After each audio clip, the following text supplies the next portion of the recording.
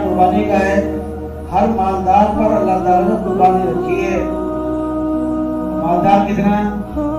اس کی حد بیان کر دی گئی 52.5 تولہ چاندی، جس کے آج کل کے وزن کے اعتبار سے قریب 612 گرام چاندی ہوتی ہے۔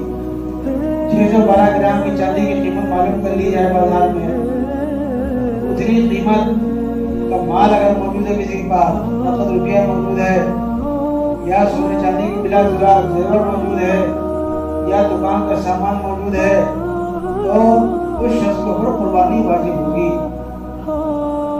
آج کل تقریباً کم و بیش 1.5 لاکھ میں نصاب پورا ہو جاتا ہے۔ 1.5 لاکھ کی مالیت جس کے پاس ہے اس کے اوپر قربانی واجب ہو جائے گی، وہ صاحب نصاب ہے، وہ زکات بھی ادا کرے گا۔ زکات سال میں مرتبہ ادا ہوگی، قربانی کی ضرورت قربانی ہوگی۔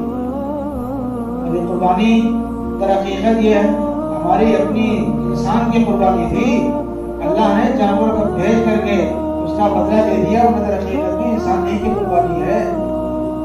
جان کی قربانی نہیں تو مال کی قربانی دی جا رہی ہے۔ یہ قربانی ہم کو اور آپ کو سبق دیتی ہے کہ اگر کبھی اپنی جان کی بھی ضرورت پڑی تو اس میں بھی انشاءاللہ ہم پیچھے نہیں ہٹیں گے۔ یہ قربانی ہم کو سبق دیتی ہے۔ تو اللہ تبارک و تعالیٰ نے قربانی کو واجب قرار دیا ہے مالداروں پر، اور اس کی بہت ساری وجہ ہیں۔ جیسے زکات کے بارے میں بتایا تھا ہم نے، رمضان میں حدیث کے اندر آتا ہے خذوا من اغنیائہم وردوا الی فقرائہم، انہیں کے مالداروں سے لے کر کے ان کے غریبوں تک پہنچاؤ، تاکہ مالداروں کے ساتھ ساتھ غریبوں کا بھی کام چلتا رہے۔ میرے مالدار ہی کیا خوشی کے دن میں کھانا وانا پک رہا ہے اور غریب آدمی کیا کچھ نہیں پک رہا ہے۔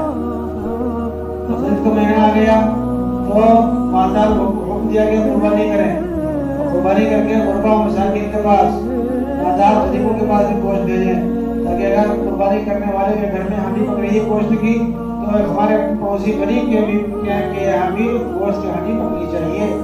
یہ اللہ تبارک و تعالیٰ نے نظام بنایا ہے غربت دور ہونے کا۔ یہ نظام پر اس نظام پر اگر چلا جائے تو انشاءاللہ ہماری غربت دور ہو جائے گی۔ قربانی دے کر کے ہم کو اللہ کا قرب، اللہ کی خوشنودی حاصل کرنا چاہیے۔ حدیث سے پتہ چلتا ہے کہ قربانی کے دنوں میں اللہ تعالیٰ کے یہاں قربانی سے زیادہ کوئی عمل پسندیدہ نہیں ہے، فرض عملوں کے علاوہ۔ فرض اپنی جگہ پر ہے ہی، اس کے علاوہ کوئی عمل اگر آدمی کرنا چاہے قربانی سے زیادہ کوئی عمل پسندیدہ اللہ تعالیٰ کے یہاں۔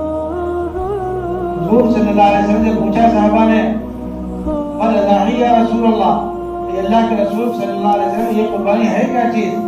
تو اللہ کے نبی صلی اللہ علیہ وسلم سنت ابراہیم، ہمارے باپ ابراہیم علیہ السلام کی سنت ہے یہ قربانی۔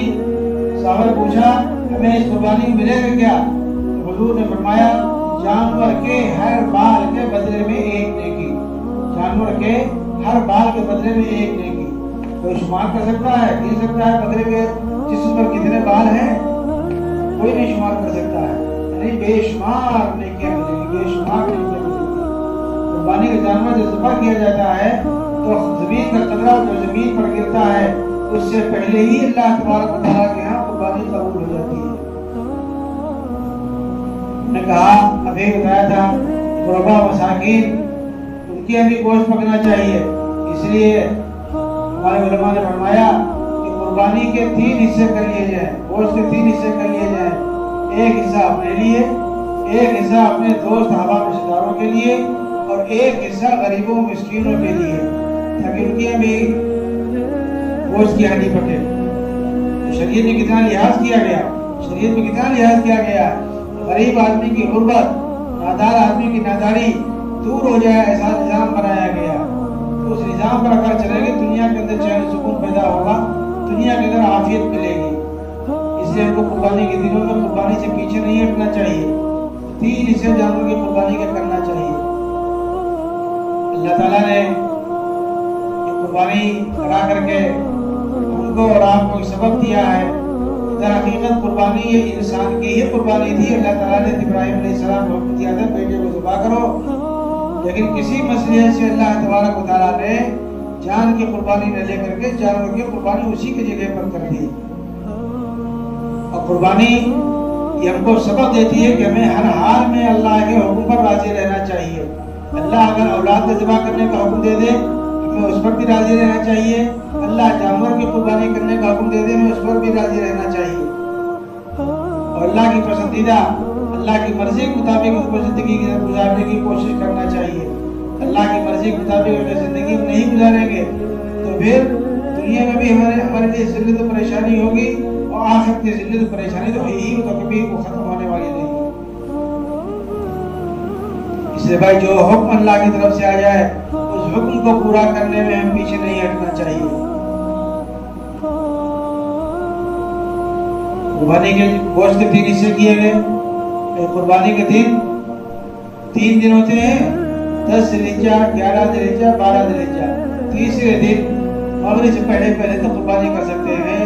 یہ 3 دن اور آگے کا 1 دن اور 13 ذی الحجہ یہ اللہ تعالیٰ کی طرف سے ضیافت کے دن ہے، اللہ تعالیٰ کی طرف سے دعوت کے دن ہے. ان دنوں میں کوئی آدمی روزہ رکھے گا تو روزہ رکھنے والا گناہگار ہو جائے.